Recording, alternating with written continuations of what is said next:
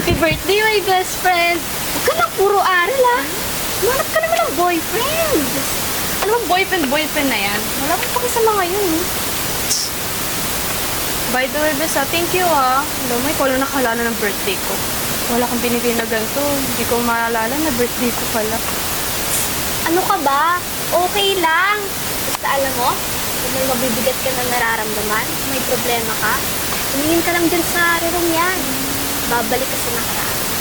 Gaganon ba yun? Oo, sabi yun ng matatanda. Ba, kwentong barbero lang yan. Ang kwentong barbero sinasabi mo.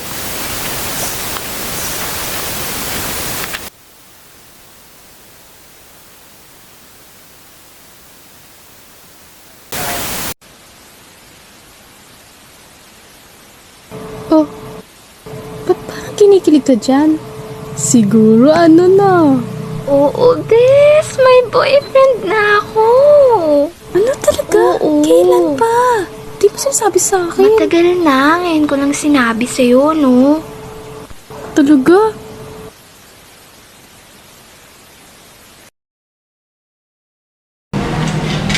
Oh, yes. Sabi mo. Thank you, ah. Ba't parang nalat ka? Ngayon lang kita kitang ganyan, ah. May problema ba, Bes? Ano yan? Sige, makikinig ako. Pinaplano kasi ng nanay ko na ilipat ako ng ibang university. Yung sa mas mura. Nalulugi na din kasi yung business namin eh. Bakit ngayon pa? Di ba ilang months na lang gagraduate na tayo? Baka pwede naman kausapin yung nanay mo, Bes. No choice ako bes eh. At saka sila naman yung nagpapaaral sa akin. Wala na akong magagawa doon. Ganun ba? Paano pala yung boyfriend mo na si Brian? Kung mag-alala, okay na. Mas nauna ko pang nasabi kaysa sa'yo. Tsaka, tatawagan naman kita. Huwag kang mag-alala. Saan ba yung university mo na yun? Sa Canada eh. Canada? Layo naman!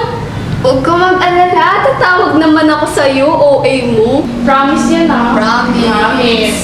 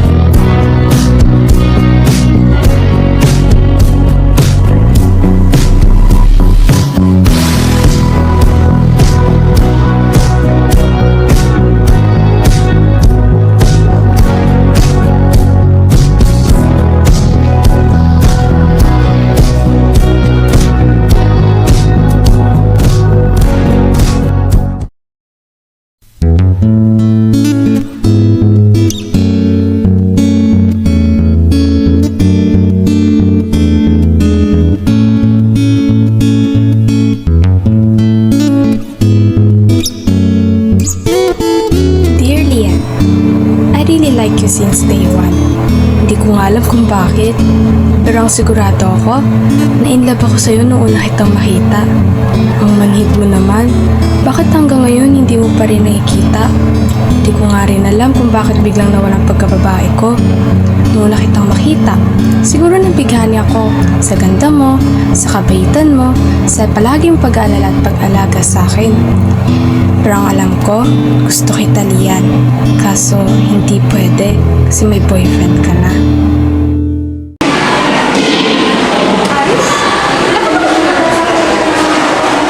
Naku, ako? Meron. Wala. Naiinis ako kung bakit ako ganito pagdating sa'yo. Eh, halos lahat po ako lalaki na nagkakaroon sa'yo. Ang manhid mo? Ako, bes, alam mo, focus ako sa pag-aaral ko. Saka hindi naman stress ako sa mga lalaki na yun.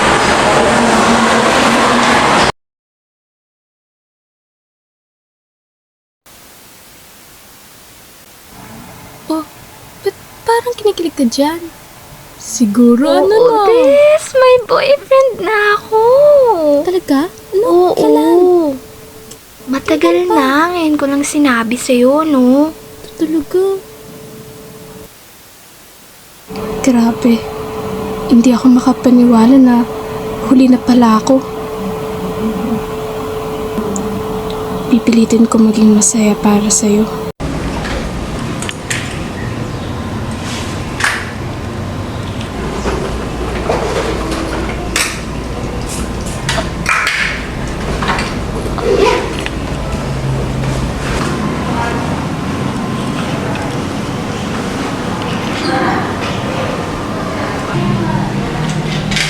Oh, bes, sabi mo. Thank you, ah. Ba't parang nalat ka? Ngayon lang kita kitang ganyan, ah. May problema ba, bes? Ano yan? Sige, makikinig ako. Pinaplano kasi ng nanay ko na ilipat ako ng ibang university. Yung sa mas mura. Nalulugi na din kasi yung business namin eh. Bakit ngayon pa? Di ba ilang months na lang gagraduate na tayo? Baka pwede naman kausapin ni nanay mo, bes. No choice ako bes eh. At saka sila naman yung nagpapaaral sa akin. Wala na akong magagawa doon. Ganun ba? Paano pala yung boyfriend mo na si Brian? Kung mag-alala, okay na. Mas nauna ko pang nasabi kaysa sa'yo. Tsaka, tatawagan naman kita. Huwag kang mag-alala. Huli na ba ang lahat? Bakit sa tuwing nagiging komportable ako sa kanya ay piniglalayo kami ng tadhana? university mo? Dito na ba nagtatapos ang lahat?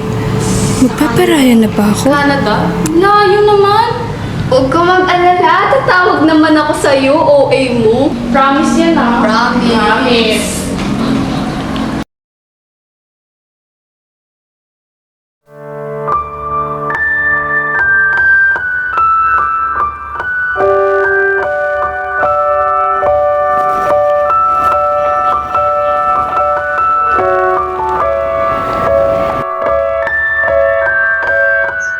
Kung kaya ko lang sanang ibalik ang mga oras na magkasama pa tayo.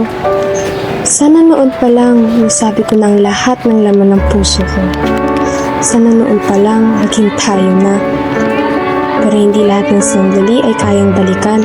Siguro sa kabilang buhay magiging sapat na ako. At sa milyong pagkakataon, ikaw at ikaw pa rin ang pipiliin ko. Lian.